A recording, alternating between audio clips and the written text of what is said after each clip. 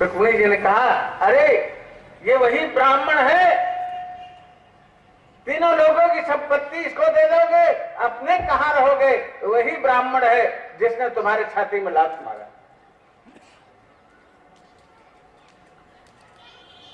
श्री कृष्ण ने कहा, ये वही ब्राह्मण है जिसने तुम्हारा संदेश हमारे ऊपर, हमारे पास ले आकर के दिया, और जिसके कारण तुम आज पटरानी बनी बैठी हो। इसको तो सोचो,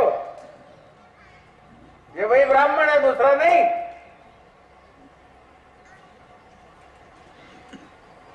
श्री कृष्ण ने सारा वैभव दे दिया।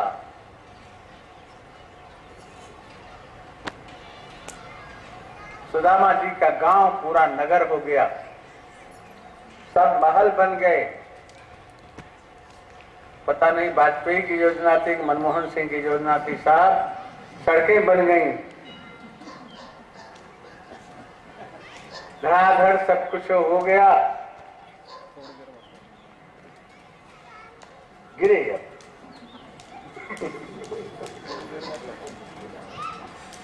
नारायण प्रत्यक्ष में कुछ नहीं।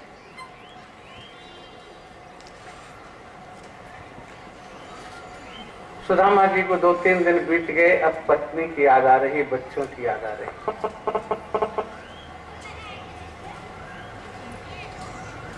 कहा, भैया अब कई दिन हो गए, अब मैं अपने गांव जाऊंगा। अभी तक चौन्नी से भेंट नहीं हुई।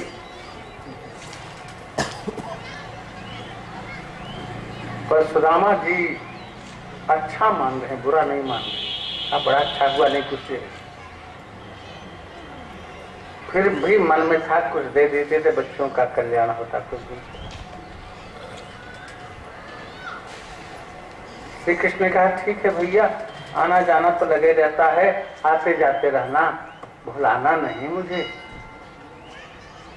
लेकिन हमारी पत्नियां जरा आपको प्रणाम कर लें, तब आप चाहो। सुदामा जी ने सोचा, ठीक है, अगर 8 माने 1 रुपया देकर प्रणाम करेंगी, तब भी तो 16,108 रुपये मिल जाएगा। है? कितने लोग बैठे हैं, अगर 50-50 हजार रुपया दे दें तो पाणी जी का कार्य तो बड़ी जल्दी पूरा हो जाएगा। दे रहे हैं, हो दे रहे हैं सब लोग। समाज का कार्य, राष्ट्र का कार्य करना चाहिए। नारायण पत्नियां प्रणाम करने लग गई। श्री कृष्ण की पत्नियां हो, अब बेचारे हाथ उठा करके सप्तपुत्रोति भव, सप्तपुत्रोति भव आशीर्वाद दे रहे प्रत्येक को। और चवन्नी नहीं चढ़ रहा है हो।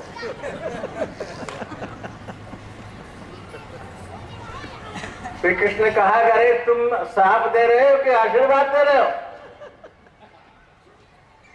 10-10 बेटे तिनके पहले से हैं, तो तुम 3 को मारना चाहते हो सप्तपुत्रोति भाव का करके? सुदामा जी ने कहा, मुझे नहीं पता था कि तुम अक्षरशः धर्मशास्त्र का पालन किए हो। हाँ, 10-10 पुत्र पैदा किए हो। सबको 10-10 पुत्र पैदा करना चाहिए, अब भी पैदा करना चाहिए 10-10 पुत्र। ये फैमिली प्लानिंग भगाओ देश से।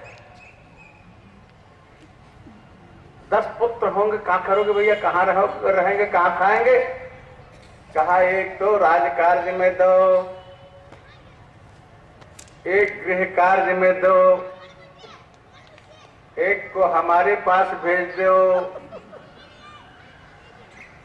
ऐसे 10 प्रकार से 10 पुत्रों को कार्य में लगाओ। सेना में दो। हाँ जी, अच्छा, 1 घंटे के बाद, हम 1 घंटे के बाद दोगे आप? नारायण, इसलिए आज भी 10 पुत्र की आवश्यकता है। 10 प्रकार के नरकों का विनाश करने के लिए 10 पुत्र होना जरूरी है। आखिर विधानसभा में किसको भेजोगे, लोकसभा में किसको भेजोगे, व्यापार में किसको लगाओगे, सामाजिक कार्य में किसको लगाओगे, साधु किसको बनाओगे। अब आज साधुओं के यहाँ कोई उत्तराधिकारी नहीं मिलता है। मठ में रहने वाले अब साधु नहीं हो रहे हैं। मठ में कौन रहे, कौन चलावेगा? तो क्या करेंगे? तो सरकार अधिग्रहण कर लेती है धीरे धीरे। धर्म स्थानों का अधिग्रहण कर रहे हैं लोग। जो धर्म स्थान धार्मिकों ने बनाए, आज उन्हीं धर्म स्थानों पर लोगों की कुदृष्टि बनी हुई है। उसी कुल खानदान के लोगों की कुदृष्टि हो रही है। जिसने बनाया, जिसने दान दिया। नारायण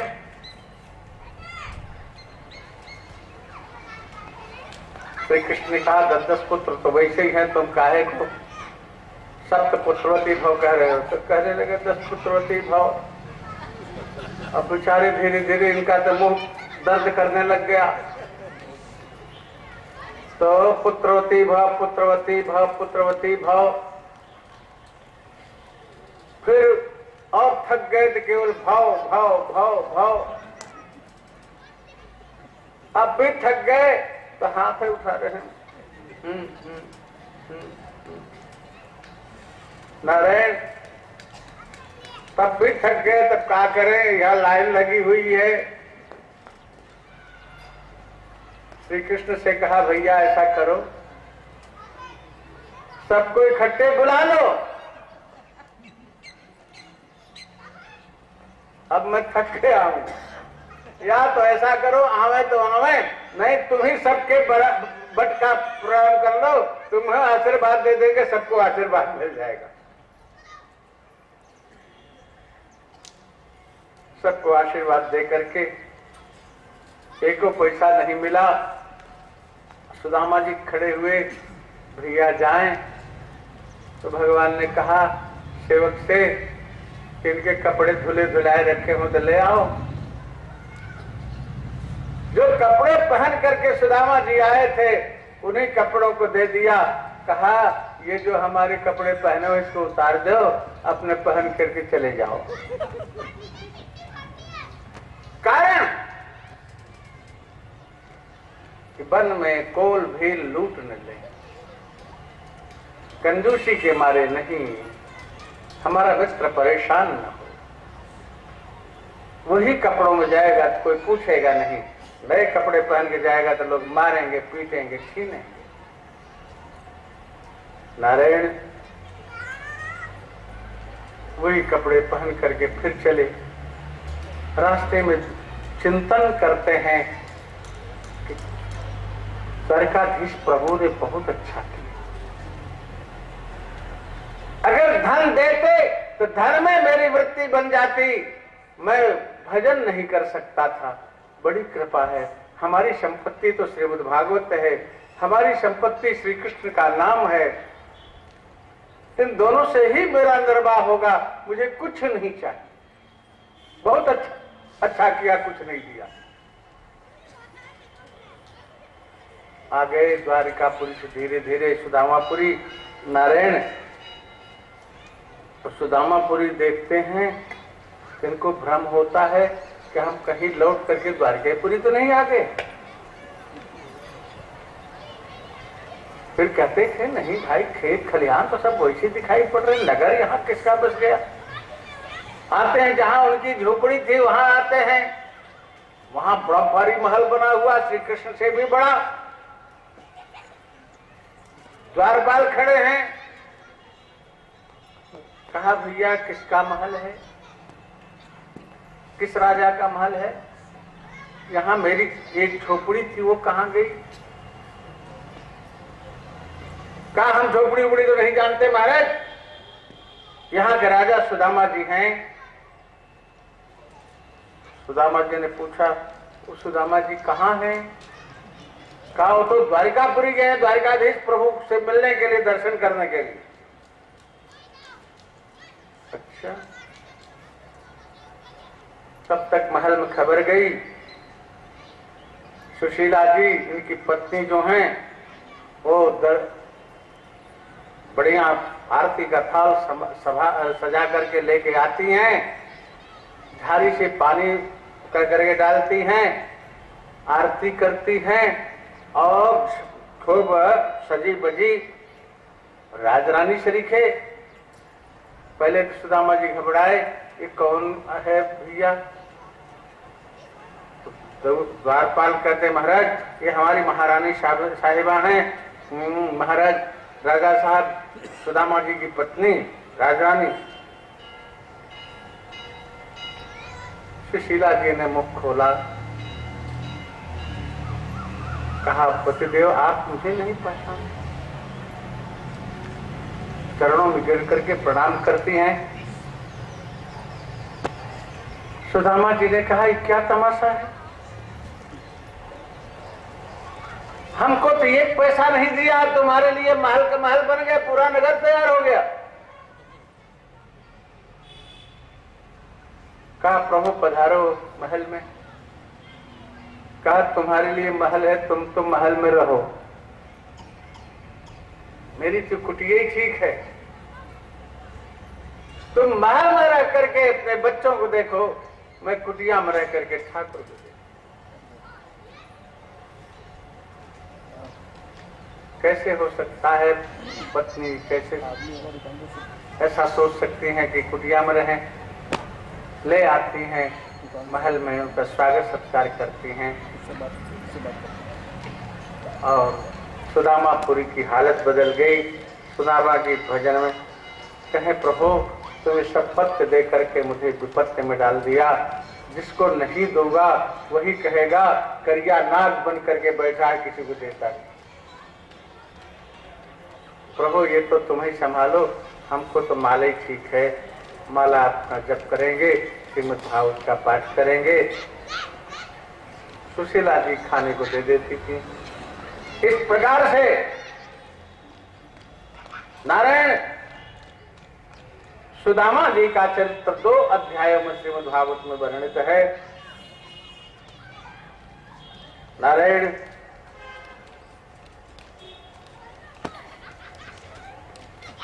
एक बार लगा सूर्य ग्रहण, सब लोग प्रभात क्षेत्र में जाते हैं, वहां कुरुवंशी भी आते हैं, पांडव भी आते हैं, नंद गोपाल भी आते हैं, सबका समागम होता है। द्रौपदी से सभी श्री कृष्ण की पत्नियां मिलती हैं और सब अपने अपने विवाह का सब समाचार बताती है, कैसे कैसे किसका विवाह हुआ। ऋषिगण आते हैं, भगवान की स्तुति करते हैं। वसुदेव जी ने यज्ञ किया और सबका विदा विदाई किया। वसुदेव के मुख के द्वारा भगवत प्राप्ति का प्रतिपादन, भगवान के द्वारा देवकी की प्रार्थना पूरा सुनना और मरे हुए पुत्रों को ले आकर के देना। देखो सुभद्रा का हरण हुआ, श्री कृष्ण मिथिला जाते हैं, वहां बहुलाश से युद्ध करते हैं और अपने फिर लौट करके महल में प्रवेश करते हैं। चारों वेद आते हैं, भगवान की स्तुति करते हैं, जय जय जय जा बजे देव हर्षुणा करके। फिर नारायण भृगु द्वारा त्रिदेवों की परीक्षा होती है। विष्णु भगवान की श्रेष्ठता सिद्ध करके नारायण फिर ब्राह्मण जो है अपने मरे हुए पुत्र को श्री कृष्ण के सामने ले आते हैं और बहुत श्री कृष्ण की उलाहना देते हैं। श्री कृष्ण प्रभु उन ब्राह्मण पुत्रों को जाकर के जमपुरी से ले आते हैं। एक दिन दुर्वासा ऋषि वहां आए हुए थे, चातुर्मास कर रहे थे। अब जब ऐश्वर्य बहुत बढ़ जाता है तो लड़के उद्दंड भी हो जाते हैं। ऐश्वर्यवान तो उद्दंड नहीं होता है, लेकिन लड़के उद्दंड हो जाते हैं। प्रधानमंत्री भले ने घूस ले, लेकिन उसके नाम पर घूस लेने वाले बहुत पैदा हो जाते हैं। आदि आदि ऐसे ही श्री कृष्ण द्वारिकाधीश है, कोई क्या कर सकता है? जिसके 1,61,080 बेटा हो और उन बेटों के ऐसे बेटे हों, उसके ऐश्वर्य का क्या ठिकाना। और लड़के धीरे धीरे बहुत उद्दंड हो गए। एक दिन श्री कृष्ण के लड़कों ने, शाम जरा सुंदर था हो, उसको बहू बना लिया, लेडीज कपड़ा पहना करके, पता नहीं कुर्ता सलवार पहनाया था कि साड़ी पहनाया था। उसके पेट में कपड़ा उपड़ा बांध दिया, जा करके ऋषियों से उनकी हंसी कर रहा था। सब लोग मिलकर के कि महाराज, ये बहू जो है इसके पेट में गर्भ है, ये जानना चाहती कि हमारे क्या पैदा होगा। यही विनाश का कारण अब हो रहा है।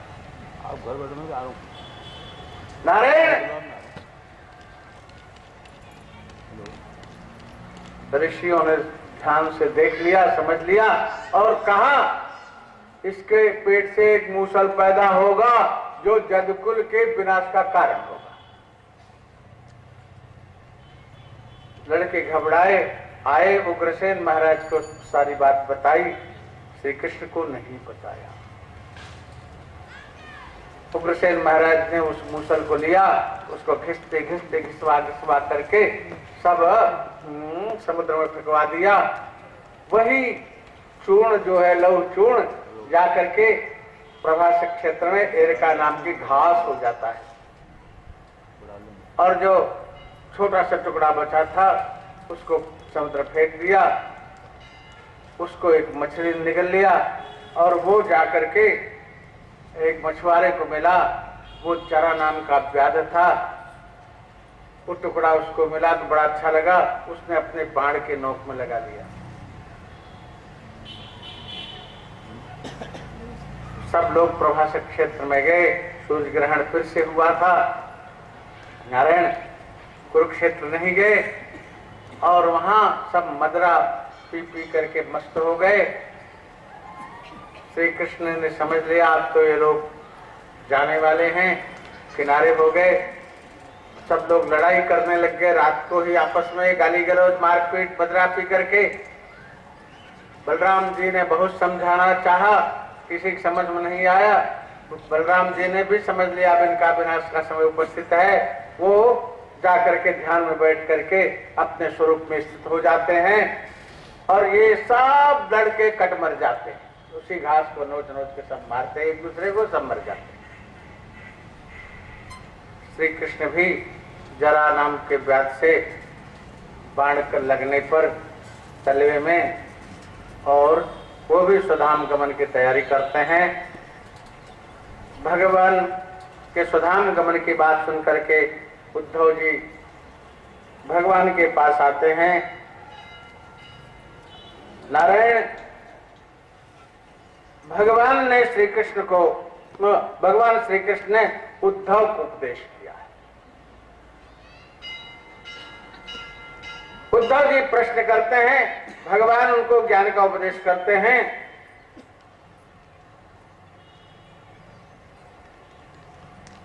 अवधूतोपाख्यान में राजधर्म और इसका सब वर्णन करते हैं। 24 गुरुओं का वर्णन करते हैं दत्तात्रेय जी के। बद्ध मुक्ति की व्याख्या करते हैं। बद्धो मुक्ति की व्याख्या गुणतो मेन वस्तुतः गुणस्य माया मूलत्वात् न मे मोक्षो न बंधनम। नारायण बद्ध और मुक्त होना ये कोई कुछ नहीं है, हम लोग मान लेते हैं। इस त्रिगुणात्मका स्वरूपानुभूति जो है उससे बंधन होता है। त्रिगुण से अलग हो जाओ तो बंधन मुक्त हो जाओगे। सत्संग की महिमा का वर्णन करते हैं, कर्मानुष्ठान और कर्म फल त्याग का वर्णन करते हैं। भगवान का हंस रूप से ब्रह्मा के लिए ज्ञान का उपदेश का वर्णन करते हैं। भक्ति के महत्व का वर्णन करते हैं, ध्यान योग का वर्णन करते हैं, अष्टादश सिद्धियों का वर्णन करते हैं।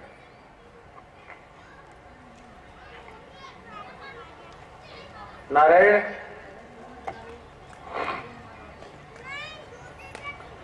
भगवान अपनी विभूतियों का वर्णन करते हैं, वर्ण धर्म का निरूपण करते हैं, आश्रम धर्म का निरूपण करते हैं, ब्रह्मचारी गृहस्थ और सन्यासी के धर्म का निरूपण करते हैं, वानप्रस्थ के धर्म का निरूपण करते हैं। भक्ति के साधन जम नियम आदि का वर्णन करते हैं, ज्ञान कर्म और भक्ति योग का वर्णन करते हैं, द्रव्य और देश आदि के गुण दोष का वर्णन करते हैं, तत्वों की संख्या, पुरुष प्रकृति, ये सांख्य पद्धति से उसका वर्णन करते हैं।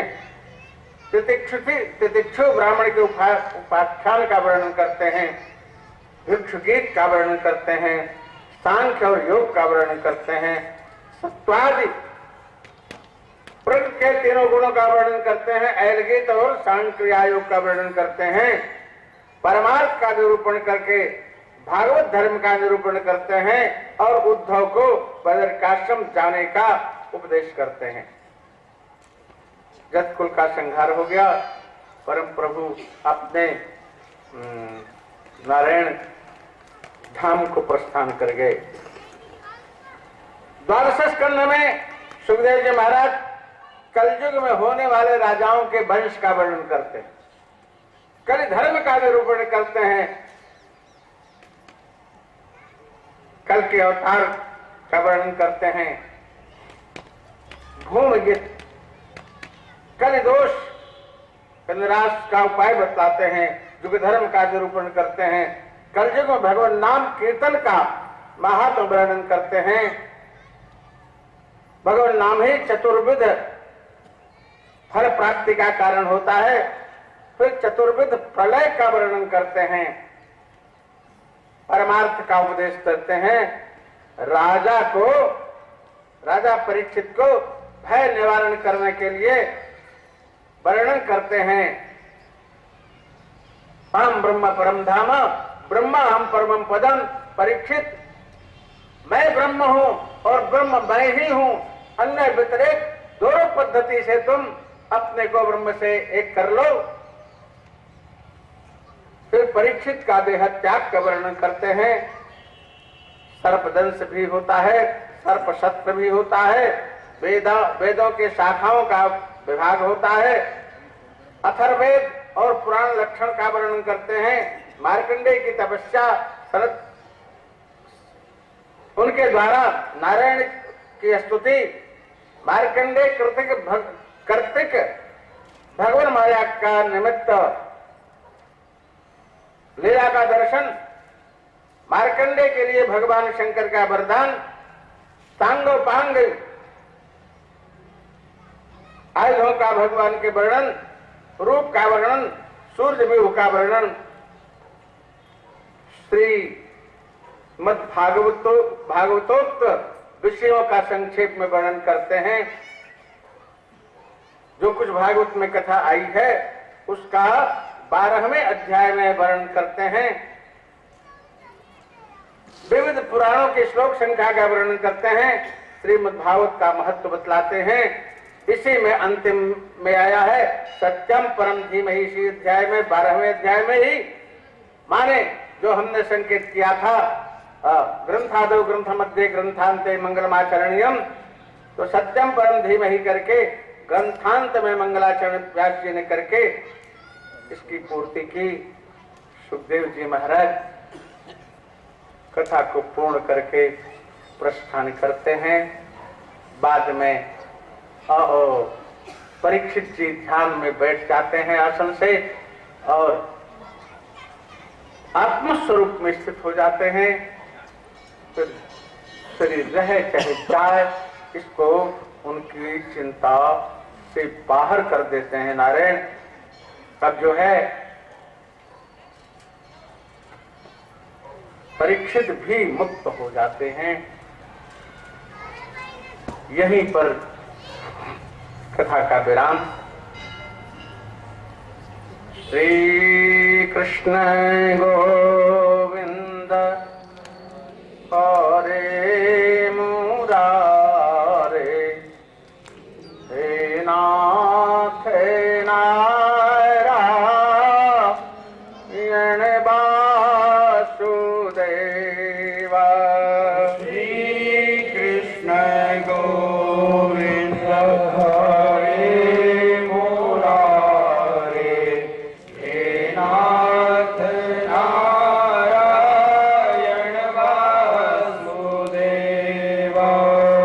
श्री कृष्ण गोविंद हरे मुरारे, हे नाथ नारायण वासुदेवा।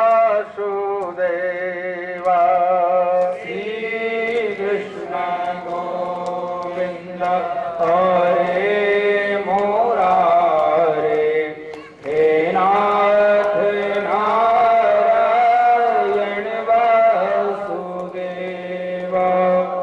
श्री कृष्ण गोविंद हरे मुरारे, हे नाथ नारायण वासुदेवा। श्री कृष्ण गोविंद हरे मुरारे, हे नाथ नारायण वासुदेवा। श्री कृष्ण गोविंद हरे मुरारे, हे नाथ नारायण वासुदेवा। श्री कृष्ण गोविंद हरे मुरारे, हे नाथ नारायण वासुदेवा। श्री कृष्ण गोविंद हरे मुरारे, हे नाथ नारायण वासुदेवा। श्री कृष्ण गोविंद हरे मुरारे, हे नाथ नारायण वासुदेवा। श्री कृष्ण गोविंद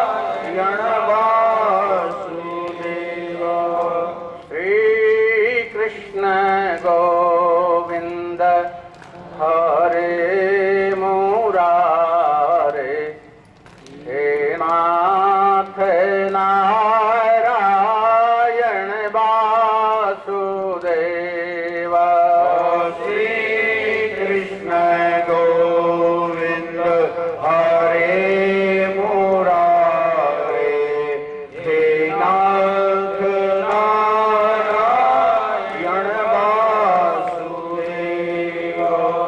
बोलिए भक्तवत्सल भगवान की जय।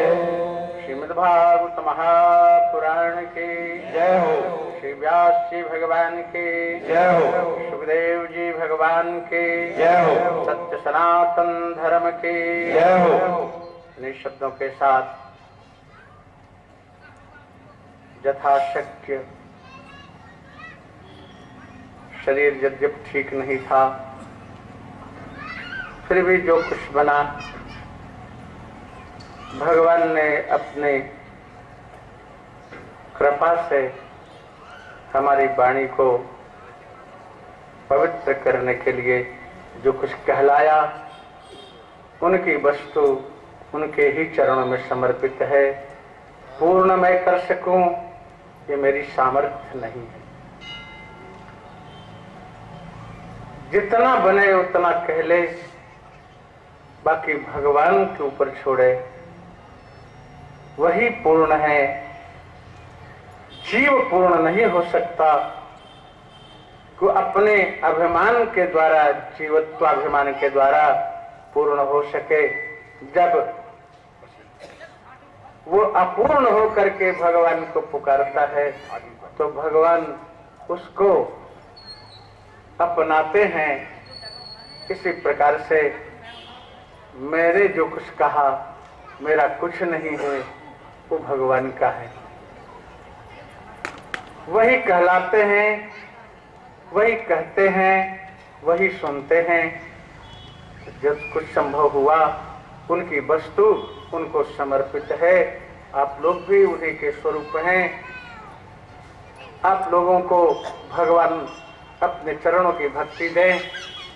इसी आशीर्वाद के साथ और मंगल कामना के साथ हम वाणी को विराम देते हैं। हर हर महादेव।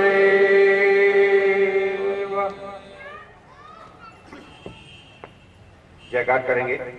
धर्म की धर्म की अधर्म का अधर्म का प्राणियों में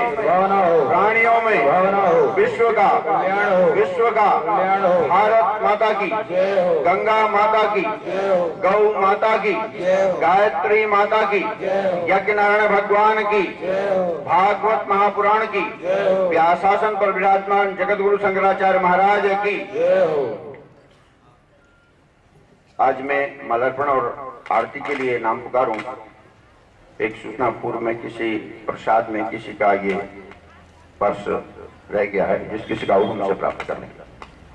हमारे पिछले कार्यक्रम और उन कार्यक्रमों के बीच में आया व्यतिरेक और फिर से कार्यक्रम प्रारंभ होने के मध्य में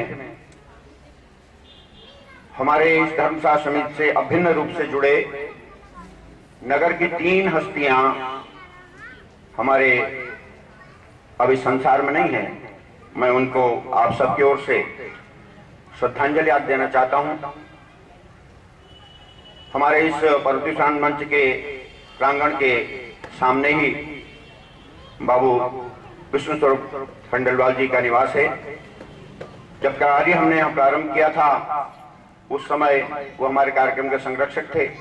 उन्होंने जीवन पर्यंत इस कार्यक्रम की चिंता की और कार्यक्रम यशस्वी हो इसके लिए उन्होंने हमेशा ध्यान दिया। कार्यक्रम में निरंतर आप उपस्थित रहे, अब हमारे मध्य नहीं है। दूसरे बाबू इंद्रलाल गुप्ता जी, इस नगर में एक अभिन्न उनकी पहचान थी, लंबा कद, लंबी नासिका। कार्यक्रम के निर्धारण होने के पश्चात उसकी वित्तीय व्यवस्था ठीक हो इसकी चिंता करना, नित्य यहाँ पर आकर के कथा श्रवण करना और उसकी चर्चा करना और लोगों से आग्रह करना कथा में आने के लिए, यह उनका हमारे 12 कार्यक्रम में यह व्यवस्था उन्होंने हमेशा बनाई। अब हमारे मध्य नहीं है। सरदार जगत सिंह जी जो इस नगर के विभिन्न धार्मिक कार्यक्रमों से अपने को अभिन्न रूप से जोड़े रखते थे और हमारे धर्मशास्त्र समिति के भी इस कार्यक्रम में जितने दिन कार्यक्रम होता था नित्य यहाँ पर कार्यक्रम में आना, अपनी उपस्थित देना, वो भी अब हमारे मध्य नहीं है। तो मैं आप सभी लोगों से आग्रह करता हूं कि हमको अपने इतिहास के साथ जुड़े रहना चाहिए। जो पीढ़ी इतिहास को भुला देती है उस पीढ़ी को भविष्य में संकट उत्पन्न होता है। इसलिए 1 मिनट ऐसी हस्तियों को श्रद्धांजलि अर्पित करने के लिए मैं आप सभी लोगों से 1 मिनट खड़े होकर के उनके स्वर्गीय आत्मा की शांति की प्रार्थना करने के लिए निवेदन करता हूं। सभी यथास्थान कृपया खड़े होकर के ऐसे सज्जनों को इस धर्मशास्त्र समिति के माध्यम से श्रद्धांजलि देने की कृपा करें।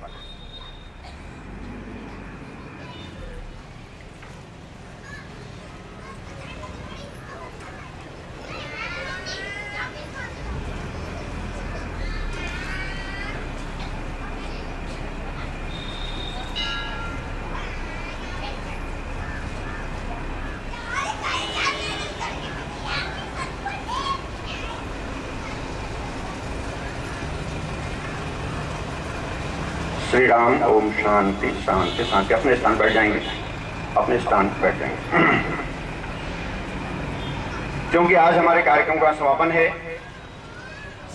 कथा ने विश्राम प्राप्त किया है, मैं आप सभी की ओर से इस कथा के आयोजन समिति के सभी पदाधिकारियों की ओर से सर्वप्रथम महाराज श्री का आभार व्यक्त करता हूं, कृतज्ञता ज्ञापित करता हूं। आपने हमारे आग्रह को स्वीकार किया और अपने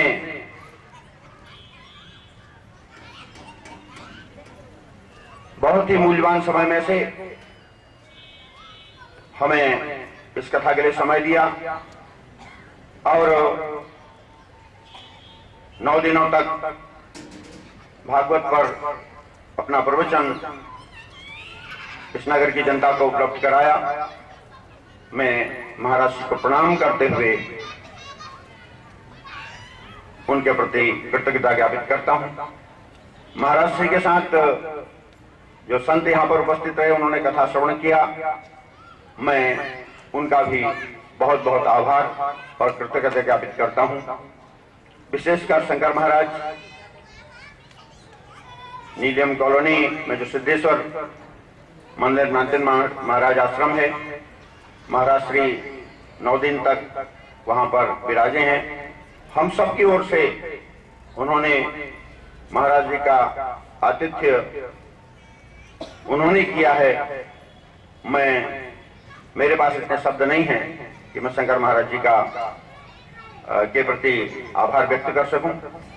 दूधिया बाबा आश्रम से यहाँ पधारे स्वामी शिवानंद जी, जिन्होंने कुष्ठ आश्रम, कुष्ठ पीड़ित माता पिता की कन्याओं के लिए बन रहे दूधिया बाबा कन्या छात्रावास के लिए 6 एकड़ भूमि उपलब्ध कराई और उस ट्रस्ट के आप अध्यक्ष भी हैं और किस प्रकार वो निर्माण कार्य हो उसकी निरंतर चिंता रखते हैं और अपने व्यस्त समय में से आप रुद्रपुर से प्रतिदिन आकर के आपने यहाँ कथा श्रवण किया, हमारा उत्साहवर्धन किया। मैं उनका भी आभार व्यक्त करता हूँ। जो लोग कथा श्रवण करने आए वे सभी साधुवाद के पात्र हैं। जिन दानदाताओं ने दूधिया बाबा कन्या छात्रावास के लिए राशि की घोषणा की और जिन्होंने ऐसा निश्चय किया है कि हम ये राशि प्रदान करेंगे या जिन्होंने पूर्व में राशि प्रदान की है, उन सब के प्रति भी मैं कृतज्ञता ज्ञापित करता हूं।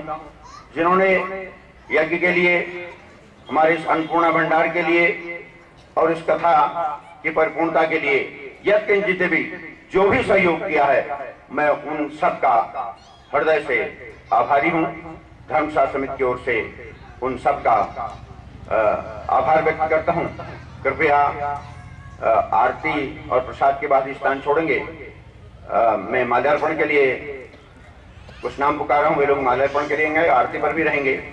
आज आरती के तुरंत पश्चात आप सभी को गुरुचरण पादुकाओं को प्रणाम करने और व्यास पूजन करने का अवसर प्राप्त होगा। अनुशासन बनाते हुए उसमें भी आप भागीदारी करें, ऐसा आपसे निवेदन करता हूं। आज के माल्यार्पण और आरती के लिए मैं श्री विनोद कुमार अग्रवाल जी बांके भाई, श्री प्रेम गुप्ता जी, श्री विमला ब्रह्मन जी, श्री जनार्दन पांडे जी, श्री अनिल अग्रवाल जी, श्री आनंद बनपन जी से निवेदन करता हूं कि वो आएं और माल्यार्पण करें। इसके अलावा हमारे जो पदाधिकारी आज यहाँ उपस्थित हैं, हमारे अध्यक्ष, उपाध्यक्ष, हमारे संयोजक, सह संयोजक, कोषाध्यक्ष, वे सभी आएं और चरण पादुका पर माल्यार्पण करने की कृपा करें। उसके बाद ये सभी लोग आरती में भी उपस्थित रहेंगे और आरती के तुरंत पश्चात आप सभी लोगों को व्यास पूजन करने के अवसर प्राप्त होगा। आइए माल्यार्पण के जिनका नाम दिया है कृपया आगे बढ़ें। श्री श्याम जी अग्रवाल यहाँ पर हैं, उनसे भी निवेदन है।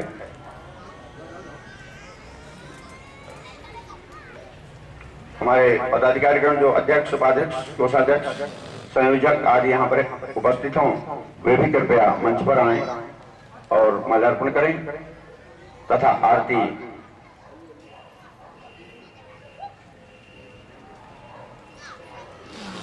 अध्यक्ष, उपाध्यक्ष, संयोजक, सह संयोजक, कोषाध्यक्ष,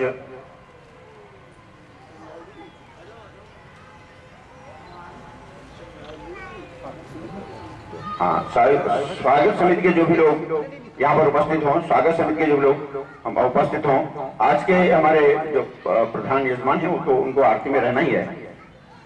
आइए, आप भी आइए, आप भी आइए। हमारे मीडिया प्रभारी, हमारे सह संयोजक हरीश सनवाल जी आदि जितने हमारे पदाधिकारी, मैंने कहा जितने पदाधिकारी हैं वे कृपया आए और माल्यार्पण करें, आरती में भागीदारी करें। उसके बाद सभी लोग आरती के पश्चात व्यास पूजन गुरु चरण पादुका में अपना अर्पण कर सकेंगे, प्रणाम कर सकेंगे। नीरज